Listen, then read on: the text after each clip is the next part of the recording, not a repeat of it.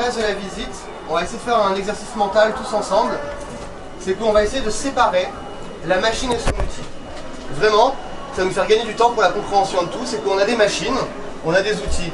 Vous écrivez avec un stylo, c'est l'outil. Vous écrivez avec votre bras, c'est la machine. Ok? Machine, outil. Machine, outil. Et pareil pour tout. Ok?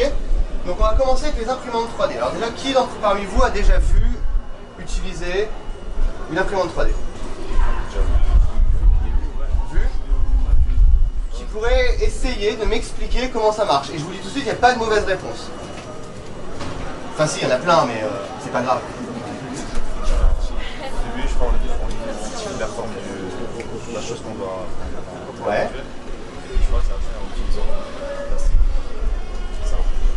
sous forme de couche. Exactement, c'est exactement ça, tu vois. Pas si compliqué. Donc c'est exactement ça. Donc là on a été vraiment plus loin que ce que j'attendais. C'est qu'en fait, effectivement, alors nous, ce qu'on va faire aujourd'hui, c'est qu'on va surtout se concentrer sur la machine. On va discuter un petit peu du fichier, mais ce qui nous intéresse, c'est surtout les machines et comment ça marche, comment ça se déplace, comment on s'en sert. Donc effectivement, pour une imprimante 3D, il y a un truc qui est très important, c'est qu'il faut un fichier. L'imprimante, chez vous, vous imprimez vos photos de vacances, vos devoirs, vos textes, des choses comme ça. Vous avez des fichiers texte ou images, JPEG, PNG. C'est des fichiers plats. Des images, c'est des textes. Pour une imprimante 3D, évidemment, il faut un fichier en 3D. Il faut un volume, il faut qu'on ait du volume, il faut qu'il y ait de la matière. Donc ce fichier, on va le créer, le télécharger, le modéliser, le faire. On va le passer dans un logiciel. Tout comme l'imprimante chez vous, vous avez un logiciel qui permet d'imprimer. Ici, on a un logiciel qui permet de transformer ce fichier en langage pour la machine. Et en fait, ce logiciel s'appelle un trancheur. Il va découper le fichier. On va revenir là-dessus et comprendre comment ça marche. Là, on va s'intéresser à comment marche la machine vraiment. La machine, donc on a dit, il y a une machine et un outil. L'outil, c'est une tête d'impression ici, comme sur une imprimante. L'outil se compose en 3 éléments distincts. On a cette bobine, ce moteur et la tête de chauffe. Si on veut vraiment simplifier le fonctionnement, on peut prendre comme idée, comme image, un pistolet à colle. Est-ce que vous voyez comment ça marche un pistolet à colle? Quels sont les éléments du pistolet à colle? Les 3 éléments. La colle, la tête de chauffe et la gâchette qui permet de pousser. Ok? Si notre tube, on le prend et on l'étire dans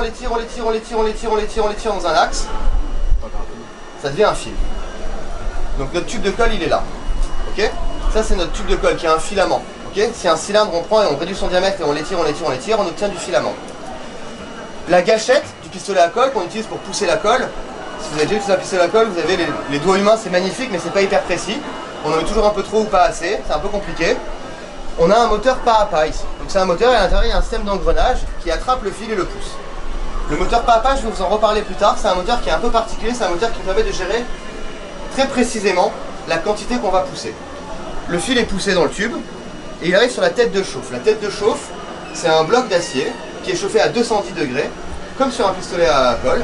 On pousse le fil dedans, et en bas de la tête de chauffe, il y a un trou qui fait 4 dixièmes de millimètre, 0,4 mm, donc c'est 1 mm qu'on coupe en 10, on en prend 4 morceaux, ça fait à peu près 2 cheveux, en termes de taille.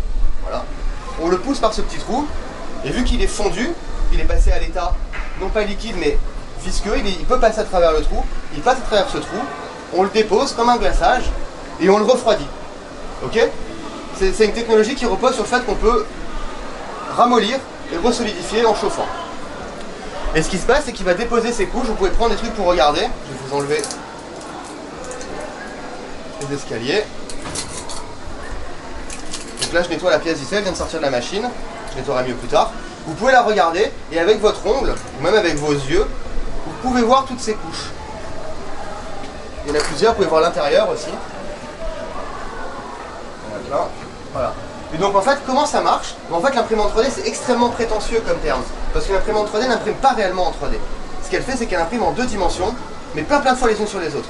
Pour comprendre ça, on peut soit imaginer les tours de CD qu'il y avait avant, soit si on prend une feuille de papier A4, blanche, on prend un compas, on dessine un cercle. Si on découpe ce cercle, on obtient un disque. Si on superpose ce disque 500, 600, 1000 fois, on obtient un cylindre. Okay? La machine fait exactement pareil. C'est-à-dire qu'on envoie notre fichier qui est un volume. Elle ne sait pas gérer le volume, donc elle va faire des tranches, des tranches, des tranches, des tranches, des tranches, des tranches, et elle va faire le tracé, déposer une couche, monter, déposer une couche, monter, déposer une couche, monter, déposer une couche, et ainsi de suite. C'est exactement comme ça qu'elle travaille, et les deux font exactement la même chose. Ok? Donc les imprimantes 3D, c'est comme ça que ça fonctionne, c'est qu'on superpose de la matière les unes sur les autres. Du fait de cette caractéristique, on superpose de la matière l'une sur l'autre, c'est du coup imbrique ces machines dans une famille de machines industrielles qui s'appelle les machines additives. On les appelle additives parce qu'en fait, si vous regardez bien, quand ça a commencé à imprimer, les machines sont vides et on ajoute de la matière. Okay, donc c'est une machine qui est additive. C'est un processus de fabrication où on ajoute de la matière au cours du processus. Il y a quelques machines qui font partie de ça, les imprimantes en étant un peu le fleuron. Du coup, il y a une deuxième famille, par opposition à la méthode additive, qui est l'autre famille, qui est l'opposé de ça. Du coup, à votre avis, ça serait quoi l'inverse d'ajouter? Retirer. L'inverse de l'addition, ça serait du coup... Et du coup, ça serait la famille. Hein? J'ai pas entendu. Non. Vas-y, c'est pas grave. En fait, soustractive, tout simplement. C'est la famille soustractive, parce qu'on va soustraire de la matière. Comment ça, on soustrait de la matière? En fait, c'est des machines qui vont avoir des outils de coupe, ou des outils qui permettent de retirer de la matière. Et donc, on va venir avec un bloc de matière première, on va emmener un bloc, et on va le sculpter, comme un sculpteur, on va retirer la matière pour faire sortir la pièce de l'intérieur du bloc. Ok? On va couper, retirer, fraiser. Okay. La première machine qu'on va regarder,